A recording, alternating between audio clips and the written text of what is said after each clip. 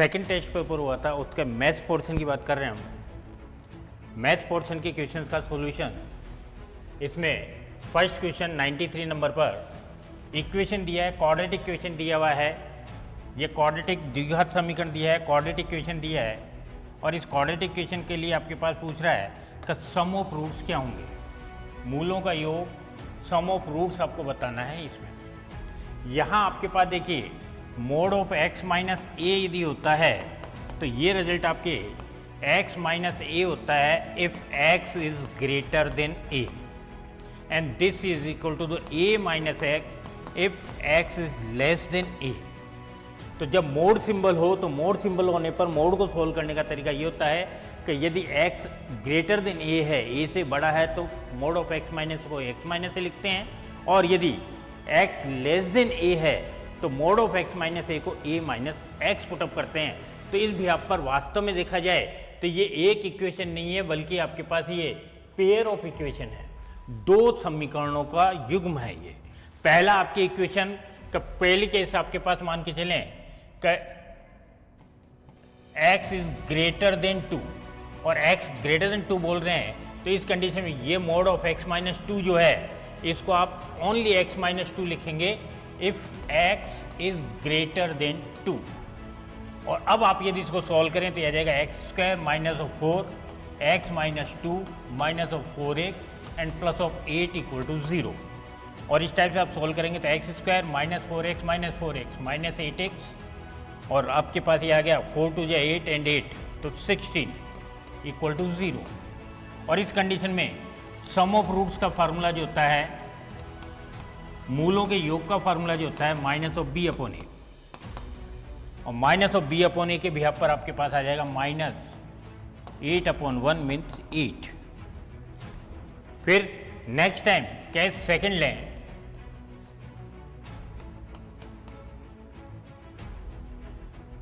x is less than 2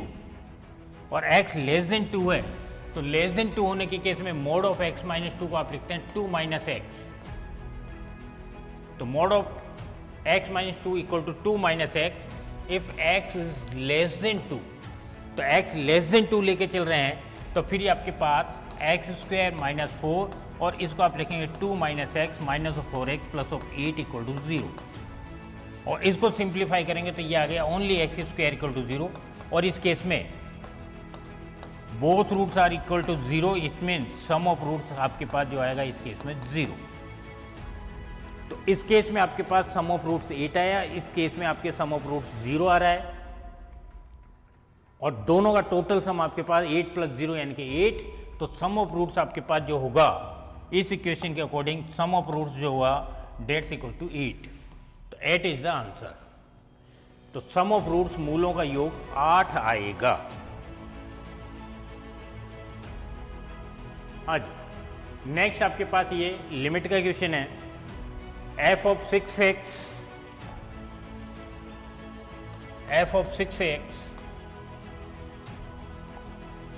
minus 4fx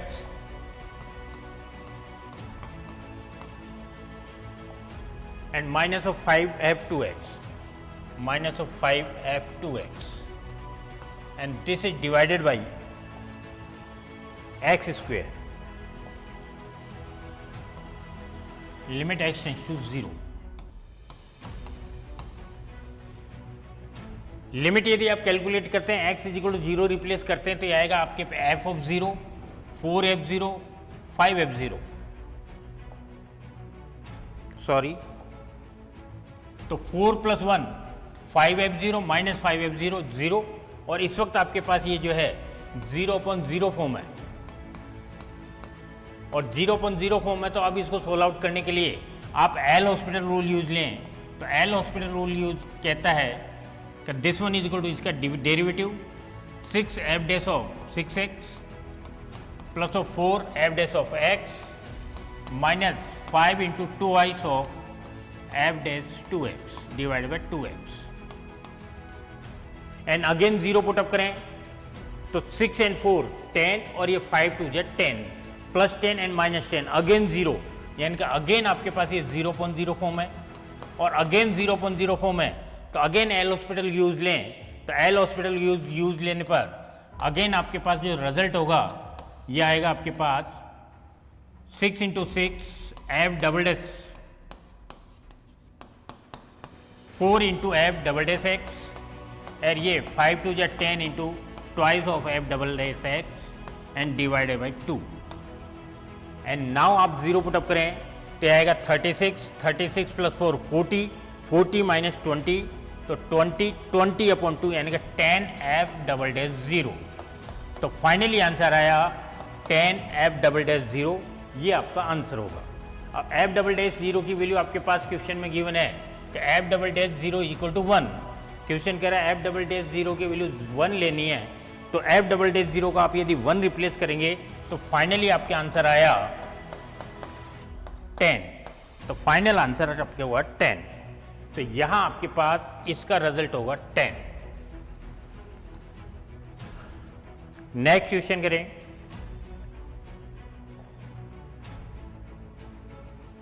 if a0 upon n plus 1, a1 upon n, a2 upon n minus 1 and up to so on,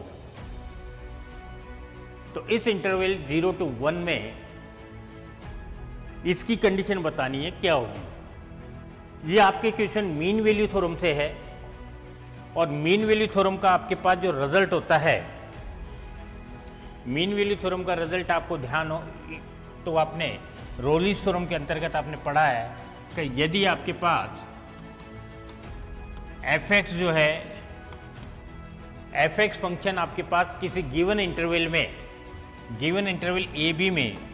continuous and differentiable होता है और साथ ही साथ F A equal to F B होता है,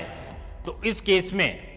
हमारे जो रोल थ्योरम का स्टेटमेंट है ये कहता है कि एक एटलीस्ट एक पॉइंट आपके पास ऐसा होगा जिसके लिए एफ डैश सी 0 होगा।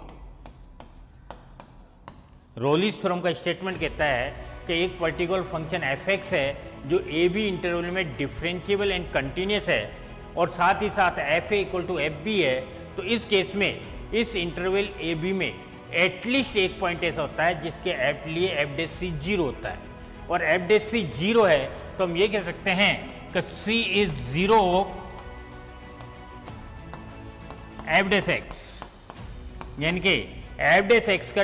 आपके पास जो फंक्शन एफ डैश एक्स की फॉर्म में रिप्रेजेंट कर रहे हैं, यानी कि इस एफ एक्स का जो डेरिवेटिव है ये डेरिवेटिव आपके एटलीस्ट एक पॉइंट ऐसा होगा जिस पे 0 होगा और इस पे 0 है, इसका मतलब ये आपके पास इस एफ डैश एक्स का 0 कहलाएगा। यानी कहने का मतलब ये हुआ कि इस इंटरवल ए बी में एटलीस्ट एक पॉइंट ऐसा होगा, एटलीस्ट एक 0 जो है एफ डैश एक्स का इसमें प्रेजेंट होगा। तो यहाँ अब आपके पास इस स्टेटमेंट को देख करें तो यहाँ देखिए, यहाँ गिवन है आपके पास ये जो आपके पास रिजल्ट गिवन है, इस रिजल्ट में आपके पास यदि एक पर्टिकुलर फंक्शन हमने अपनी तरफ से जूम करें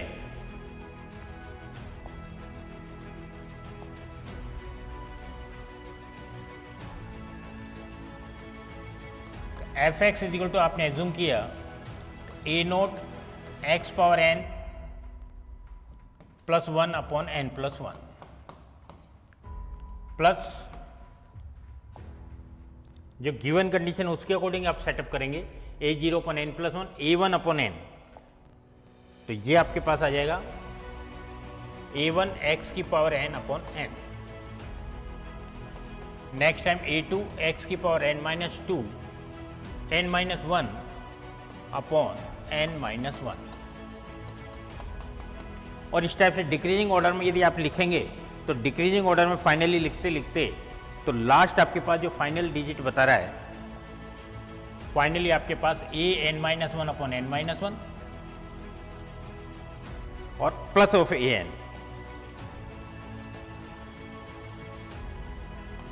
N minus 1 of X upon N minus 1। एक मिनट,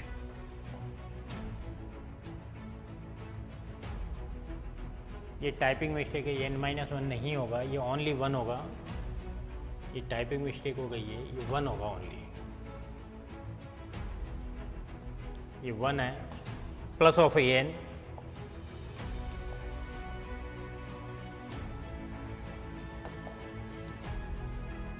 सिमेट्री के अकॉर्डिंग आपके कोएफिशिएंट डिक्रीज होता जा रहा है, तो डिक्रीज होते होते फाइनली an-1 के लिए आपके 1 into x plus of an, ये आपके पास रिजल्ट है। अब यदि आपके पास इंटरवल 0 to 1 में बोल रहे हैं, तो इंटरवल 0 to 1 की यदि बात करते हैं तो 0 to 1 के लिए आप कंडीशन दी अप्लाई करेंगे, तो देखिए 0 पे कंप्लीट रिजल्ट हो गया 0, और 1 पुटअप करेंगे तो a0 upon a+1, a1 upon n, a2 upon n-1, this one equal to 0। तो ये F A equal to F B वाली कंडीशन फॉलो हो रही है, और F A equal to F B वाली कंडीशन फॉलो हो रही है, तो इसका मतलब ये हुआ कि रोलिस थ्योरम के अकॉर्डिंग चलते हैं तो इसका डेरिवेटिव जो होगा उसका एटलीस्ट 1 रूट जो है ये इंटरवल इसमें होगा। अब इसका डिफरेंशिएशन करें, डेरिवेटिव निकालें, तो ए नोट और यहाँ पावर आगे आएगी, तो ये पावर कैंसिल हो जाएगी, ये a1 यहाँ पावर आगे आएगी, तो ये पावर इससे कैंसिल हो जाएगी, and up to so on equal to 0। तो ये आपके फंक्शन आ गया a0 xn plus a1 x की power n-1 and up to so on, और इसके लिए आपके एटलीस्ट 1 रूट जो होगा ये इन बिटवीन इंटरवल 0 to 1 होगा, क्योंकि 0 to 1 के आपके इंटरवल के लिए ये रोलिस थ्योरम के स्टेटमेंट को फॉलो कर रहा है। तो अकॉर्डिंग टू रोलिस थ्योरम स्टेटमेंट यदि आप यूज ले रहे हैं तो रोलिस थ्योरम स्टेटमेंट के अकॉर्डिंग एटलीस्ट कम से कम एक 0 इसमें होगा, एटलीस्ट 1 0 इस इंटरवल में 0 to 1 में लाई करेगा। तो ये रोलिस थ्योरम के बिहाफ पर आपके पास डायरेक्टली आप इसको रोलिस थ्योरम स्टेटमेंट यहाँ फॉलो हो रहा है, इसलिए रोलिस थ्योरम को स्टेटमेंट को यूज लेते हुए आप डायरेक्टली इसको आपके पास टिक करके कर सकते हैं कि इसमें आपके पास एटलीस्ट एक पॉइंट जो होगा आपके पास एक 0 इसमें इंटरवल में होगा ही होगा। नेक्स्ट आपके पास ये गिवन है u इज इक्वल टू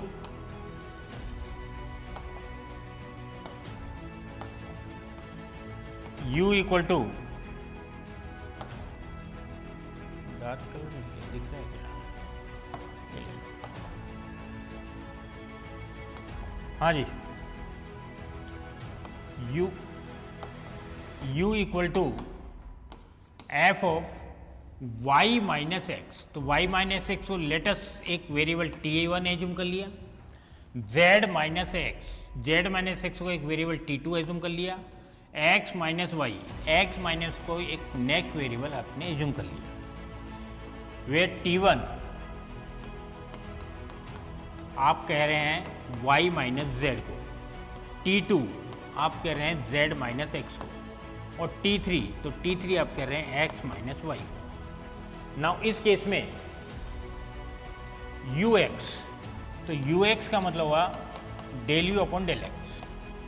यानी कि u का x के रेस्पेक्ट डिफरेंशिएशन, और u का x के रेस्पेक्ट डिफरेंशिएशन क्या होगा कि यहाँ आपके पास ये फंक्शन t1 t2 t3 का है, तो f का derivative with respect to t1 और t1 का derivative with respect to x plus f का derivative with respect to t2 and t2 का derivative with respect to x, and f का derivative with respect to t3 और t3 का derivative with respect to x।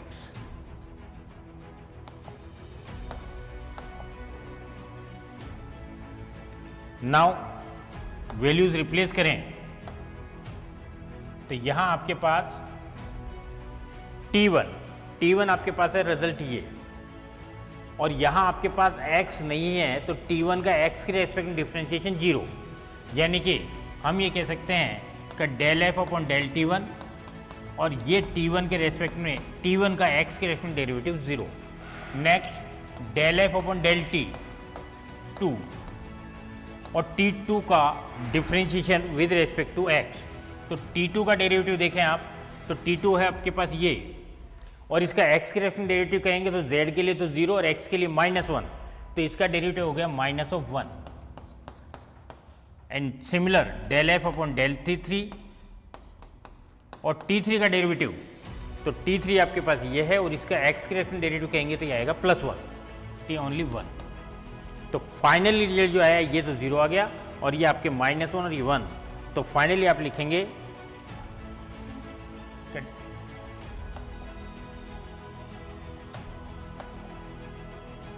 Del F upon del X result जो आया, जिसको आप you x कह रहे हैं, तो ये रिजल्ट आपके पास आया है minus of del F one upon del T two, del F upon del T two and plus of del F upon del T three. Similar U Y calculate करेंगे, यू वाई का मतलब हो गया del F upon del Y, और इसका Y के respect करेंगे तो सिमिलर जैसे आपके एक्स के रेस्पेक्ट किया, ठीक इस टाइप से वाई के रेस्पेक्ट में del F upon del T one, और डेल टी वन का आपके वाई के रेस्पेक्ट में ओनली वन, तो यह आ जाएगा del F upon del T one. अब मैं डायरेक्ट लिख रहा हूँ, यह आएगा del F upon del T one. फिर T2, तो T2 की बात करेंगे तो T2 में y नहीं है तो T2 के लिए 0, फिर T3, तो T3 के लिए y का कोएफिशिएंट -1 है तो ये नेगेटिव आएगा, तो T3 के लिए रिजल्ट आएगा next minus of del F upon del T3। Similar you Z निकालें तो आएगा del F upon del Z, और del F upon del Z का मतलब हुआ का del F upon del T1, और T1 का एक्स जेड के रेस्पेक्ट में आएगा -1, तो माइनस का del F upon del T1। फिर T2, तो T2 का z के रेस्पेक्ट में आएगा +1, तो ये आ जाएगा del F upon del T2, और T3 में आपके z नहीं है तो z के रेस्पेक्ट में T3 का डेरिवेटिव 0, और इस टाइप से आपके पास ये ux, uy, uz तीनों आ गए हैं, और नाउ इन तीनों को जोड़ते हैं तो इन तीनों का रिजल्ट फाइनली जो आएगा, तो यहां आपके पास डेल एफ T2 की बात करते हैं, तो डेल एफ T2 ये आपके नेगेटिव और ये डेल एफ T2 पॉजिटिव, ये डेल एफ T3 पॉजिटिव और डेल एफ T3 नेगेटिव, ये del F T1 positive, del F T1 negative, और सारे कैंसिल हो गए तो फाइनल रिजल्ट 0, यानी कि ux इंटू यू आई ये ux plus U Y plus U Z equal to 0।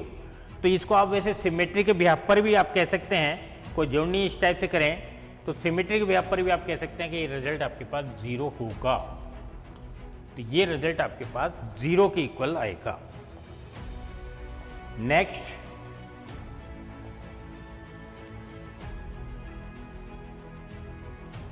ये आपके पास स्टेटमेंट जो है, इस टाइप के स्टेटमेंट आप लांगराज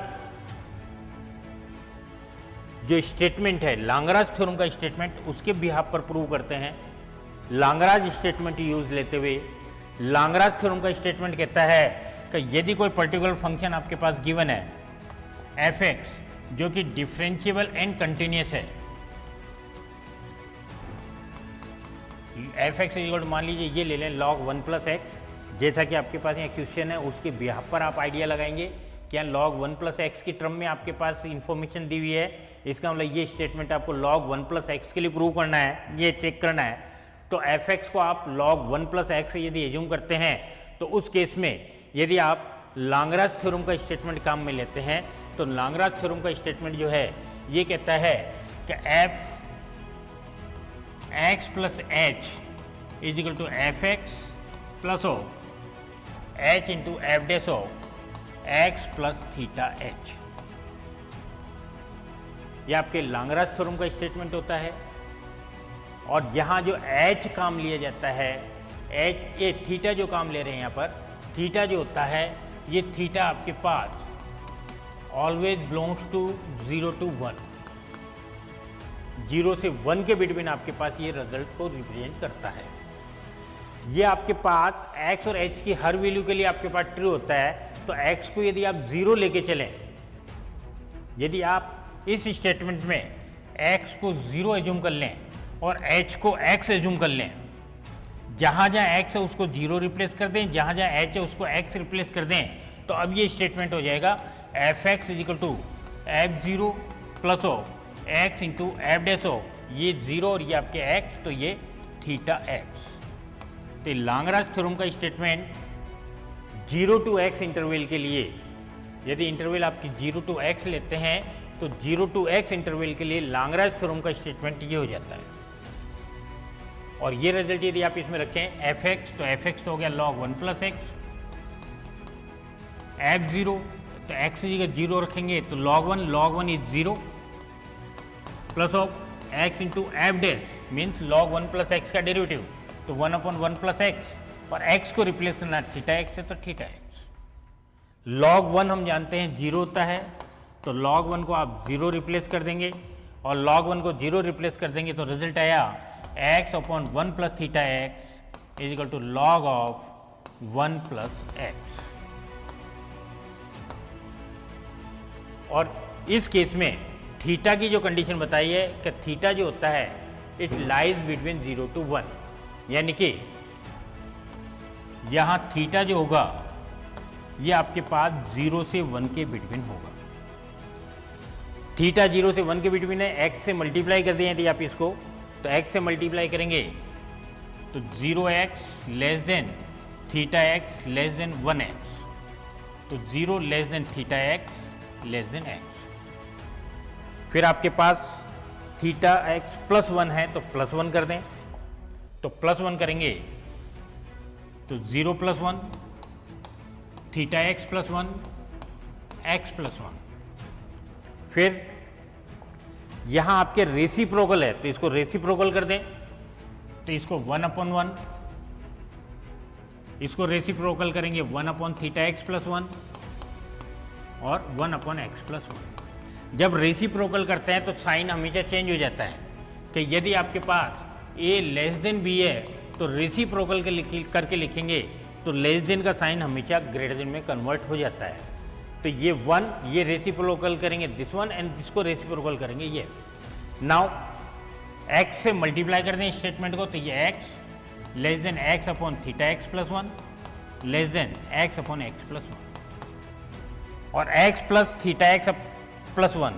तो ये स्टेटमेंट अभी अभी हमने बताया कि ये आपके स्टेटमेंट log 1 प्लस एक्स के इक्वल है, तो इसकी प्लेस पे log 1 प्लस एक्स लिखेंगे तो ये रिजल्ट आया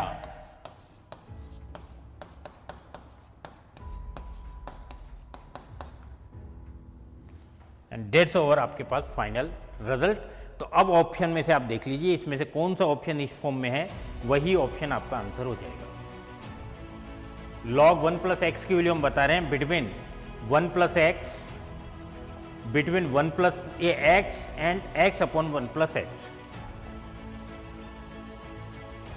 तो x upon 1 plus x and x दोनों के बिटवीन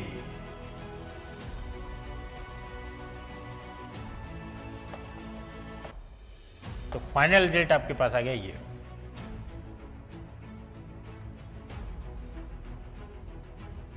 नेक्स्ट, ये स्टेटमेंट तो डायरेक्ट आपके पास मैक्सिमा मिनिमा का जो केस होता है, मैक्सिमा मिनिमा रिजल्ट निकालते हैं, तो मैक्सिमा मिनिमा के लिए आपके रिजल्ट्स में आपके पास ये स्टेटमेंट कि यदि कोई पर्टिकुलर फंक्शन दिया हुआ है 2 वेरिएबल फॉर्म में, तो 2 पॉइंट फॉर्म में यदि आपके पास 2 वेरिएबल फॉर्म में 2 वेरिएबल फॉर्म में आपके पास कोई पर्टिकुलर फंक्शन गिवन है, तो if rt minus S square is greater than 0 and r less than 0, तो ये कंडीशन होती है आपके पास मैक्सिमा की, उच्चिष्ट की।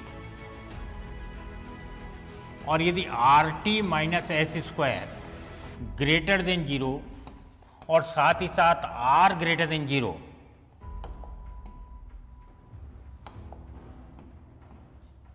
तो ये कंडीशन होती है मिनिमा की।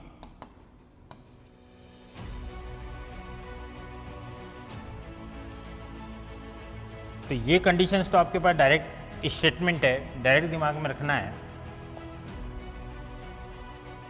तो R T minus S square greater than 0, R less than 0, B option, B option आपका आंसर हो जाएगा। यहाँ भी थोड़ा सा टाइपिंग मिस्टेक है, बीच में यहाँ बराबर साइन है, यहाँ ये बराबर है, कोमा नहीं है, ये थोड़ा टाइपिंग मिस्टेक है। तो इसमें तो आपके पास वैल्यूज रिप्लेस करनी है, डायरेक्टली आपके पास कैलकुलेट करना है। एफ आपके पास दिया है, ए जेड आपके पास दिया है F X plus A Y,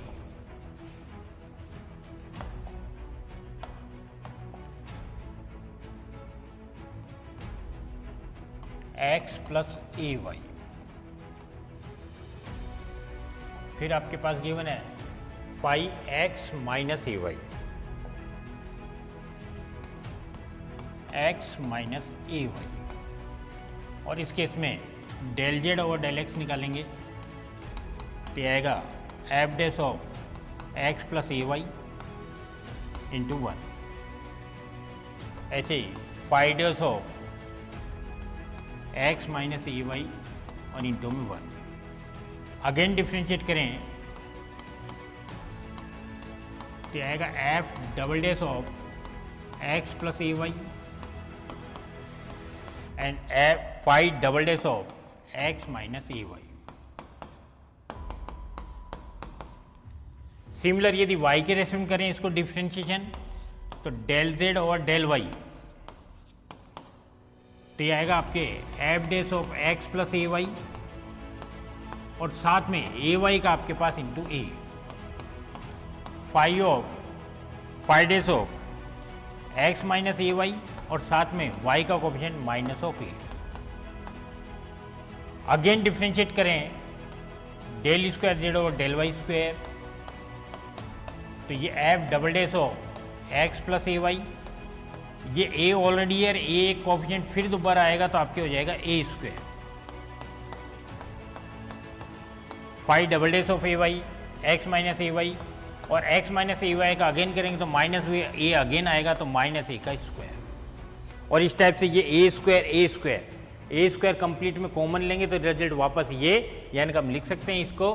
comparison से कि del square F over del square Z over del Y square is equal to A square times of del square F over del X square.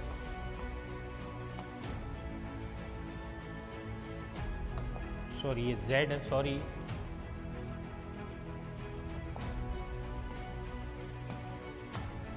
तो del square Z और del Y square is equal to A square times of del square X upon del square Z और del X square. तो del square Z और del Y square is equal to A square times of del square, B option आपका answer आ गया, B option आपका answer हो जाएगा।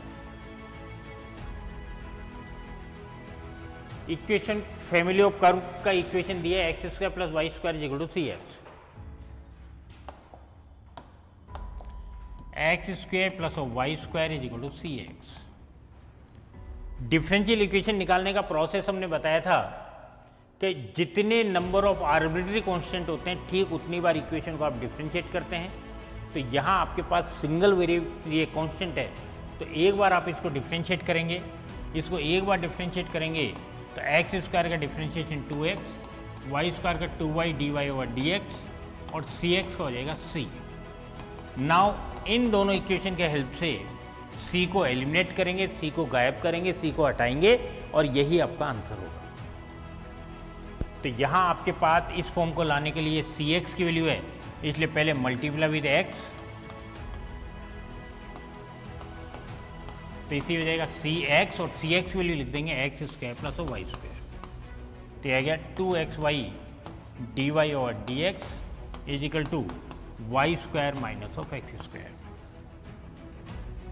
तो 2xy dy over dx is equal to Y square minus X square.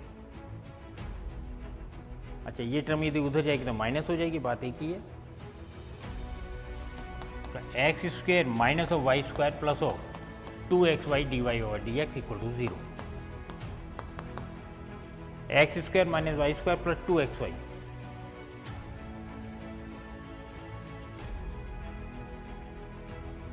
D option answer आ गया शायद।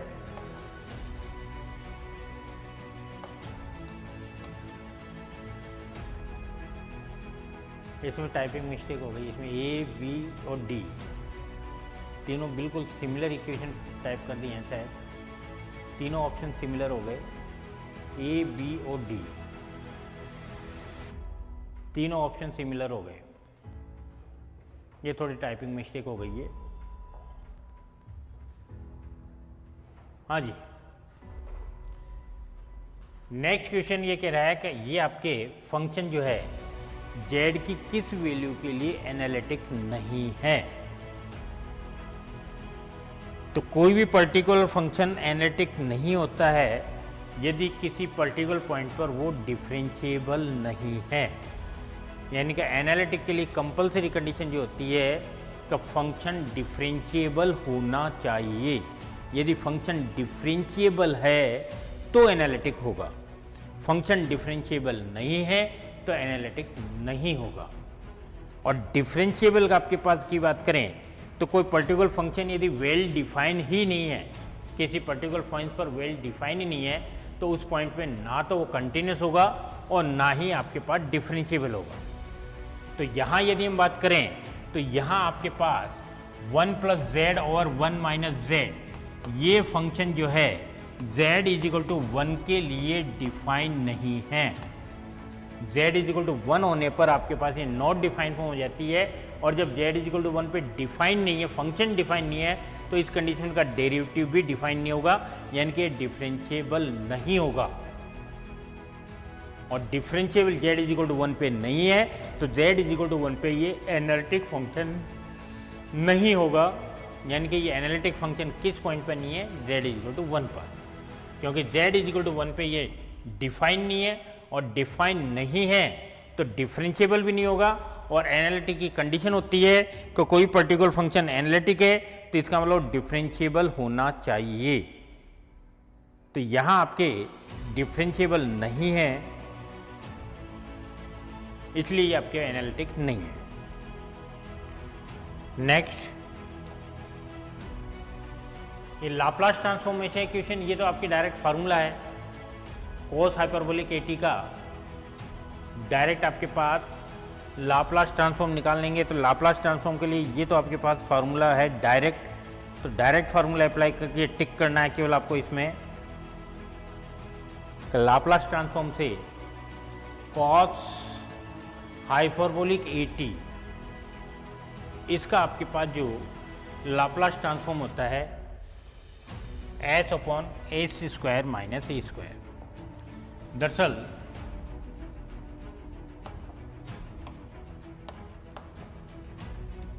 कॉस हाइपरबोलिक ऑफ एटी,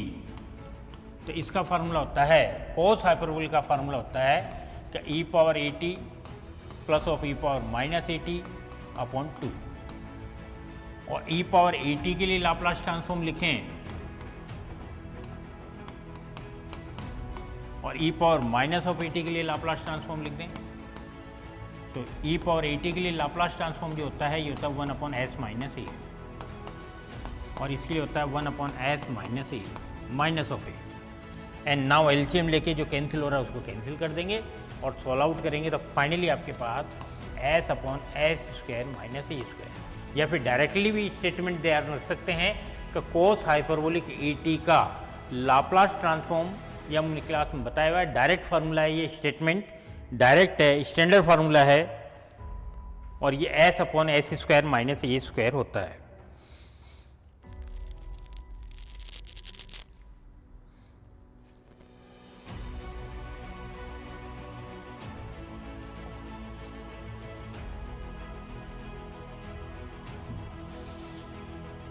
ये कह रहा है कि इंटीग्रल वैल्यू निकालनी है जेड स्क्वायर की, जेड स्क्वायर की इंटीग्रल वैल्यू सी जो पाथ है ये यदि गिवन है तो इसके बिहाफ पर, तो पाथ तो आप देखिए ऑप्शन में देखें तो फर्स्ट सेकंड थर्ड तीनों ऑप्शन में पाथ सिमिलर दिया हुआ है। तीनों ऑप्शन में यहाँ सी पाथ दिया Z is equal to 0 to 2 plus iota, यहाँ भी Z is equal to 0 to 2 plus iota,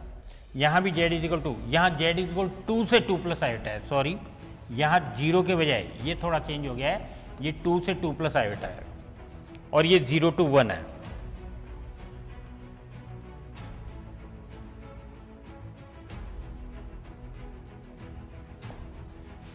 integration value निकालनी है आपको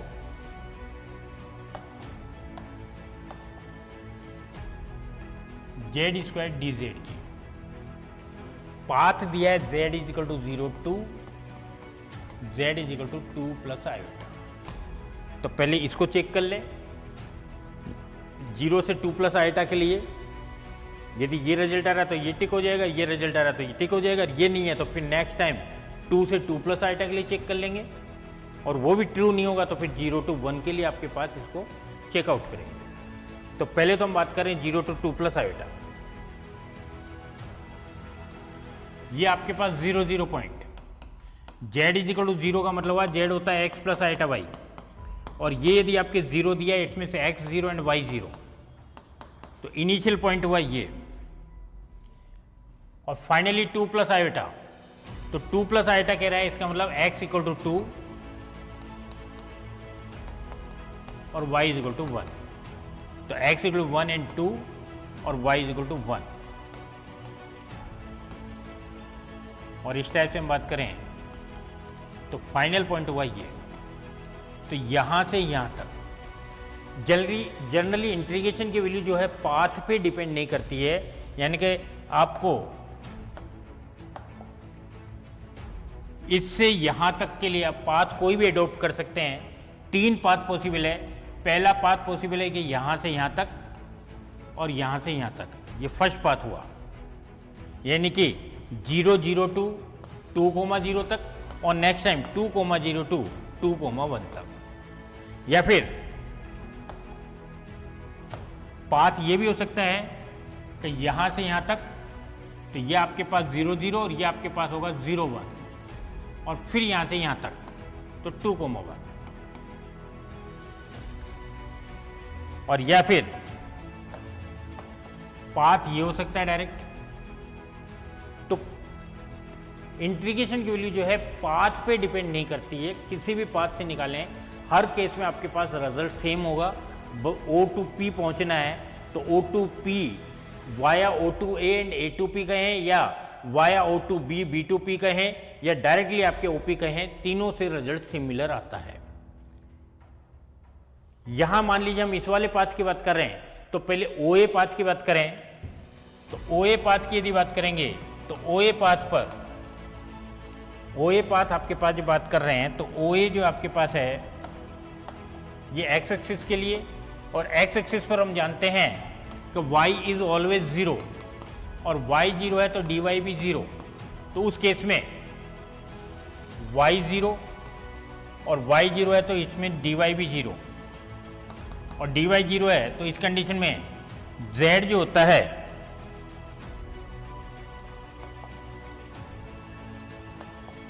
z आपके पास x प्लस आइटा y होता है, तो जब y 0 हो जाएगा तो dy भी 0 है, तो यानी कि dz जो हो जाएगा ये ओनली dx, यानी कि यहाँ वेरिएबल ओनली x है, और x जो वेरी कर रहा है ये वेरी कर रहा है 0 to 2। तो OA पाथ के लिए आपके पास z स्क्वायर की वैल्यू निकालेंगे,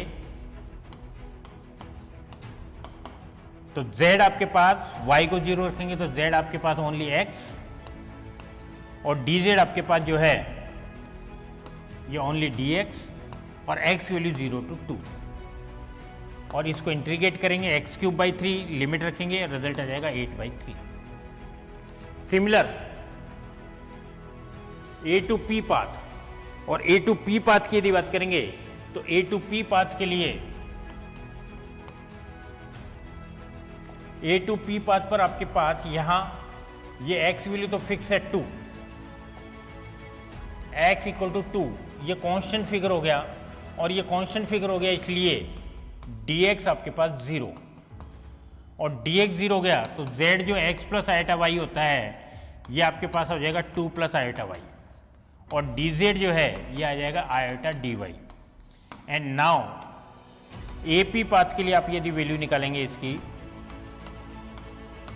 तो z को रिप्लेस करेंगे आपके पास 2 प्लस आइटा y से, और dz को रिप्लाई करेंगे आइटा dy से, और यहाँ y जो वेरी कर रहा है, y की वैल्यू जो वेरी कर रही है, यहाँ y की वैल्यू 0 और यहाँ y की वैल्यू 1, तो y वेरी कर रहा है 0 to 1, तो लिमिट हो गई 0 to 1। अब इसको इंटीग्रेट कर दीजिए, ये आपका आंसर, फिर दोनों रिजल्ट्स को ऐड कर लीजिए, यहाँ से होली स्क्वायर सोल्व करेंगे तो आएगा 4, फिर आएगा 4 आइटा और y का y²/2, फिर प्लस आइटा स्क्वायर की वैल्यू -1, y स्क्वायर का y³/3, and limit upper limit minus lower limit, और finally y equal to 1 put up करेंगे तो 4 माइनस 1/3, तो 4 3 या 12, 12 माइनस 1, 4 3 12 माइनस 1 11/3, 11/3, और ये 2 से 4 कट गया तो ये आ जाएगा प्लस का 2 आइटा, यानी कि 11/3 आइटा, और ये आइटा से मल्टीप्लाई होगा तो माइनस का 2। और फाइनली आपके पास रिजल्ट निकालना है तो दोनों को प्लस करेंगे, ये 8/3 और इधर से आपके पास 11/3 आइटा प्लस 2। तो टोटल फाइनली आपके पास टोटल पाथ के लिए यदि निकालेंगे तो ये रिजल्ट आ गया आपके पास प्लस का तो 8/3, और ये आपके पास 11/3 आइटा माइनस 2, 3 दूनी 6 तो 2/3 एंड प्लस ऑफ 11/3 आइटा। ये फाइनली आंसर 2/3 प्लस 11/3 आइटा। तो 2/3 प्लस 11/3 आयोटा, ये आपके पास ए ऑप्शन आपका आंसर हो गया। यहाँ डायरेक्टली ए ऑप्शन आंसर हो जाएगा। 2/3 प्लस 11/3 आयोटा, ये आपके पास फाइनली रिजल्ट है। यहां आपके पास again only and only definition भी आपका क्वेश्चन है।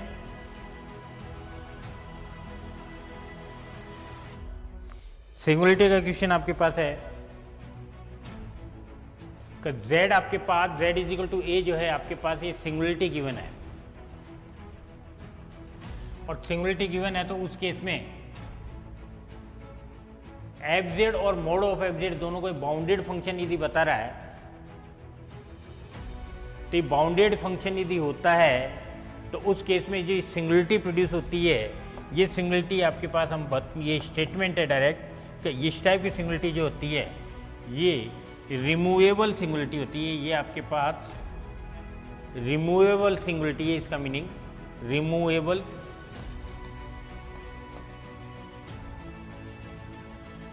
सिंगुलरिटी। तो ये रिमूवेबल सिंगुलरिटी यानी कि अपने विचित्रता कहलाती है इस केस में। तो ये तो स्टेटमेंट डायरेक्ट है कि fz आपके पास यदि सिंगुलरिटी आपके पास गिवन है और fz और मोड ऑफ fz दोनों यदि बाउंडेड फंक्शन है तो उस कंडीशन में ये जो सिंगुलरिटी होती है ये सिंगुलरिटी रिमूवेबल सिंगुलरिटी होती है। यानी कि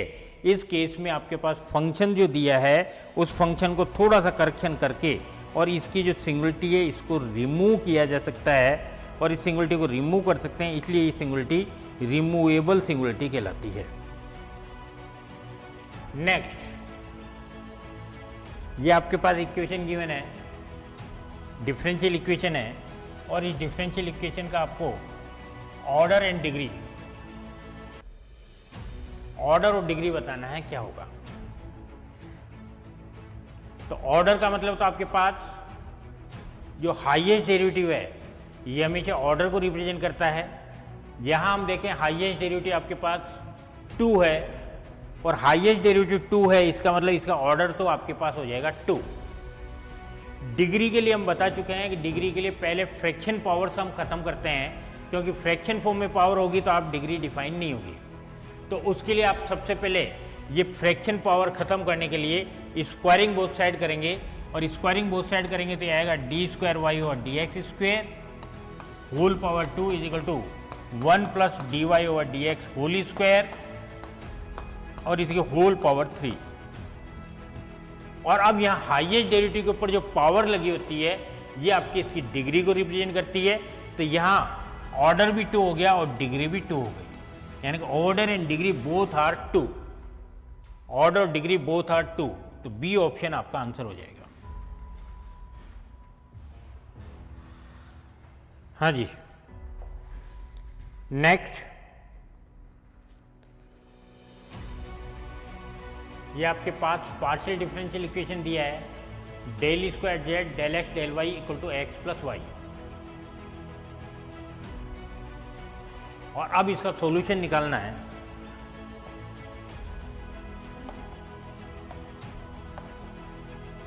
del square Z over del X del Y equal to X plus Y. तो इसका सॉल्यूशन कैलकुलेट करना है। तो इसमें आपके पास इसको लिख सकते हैं del Z over del X del Y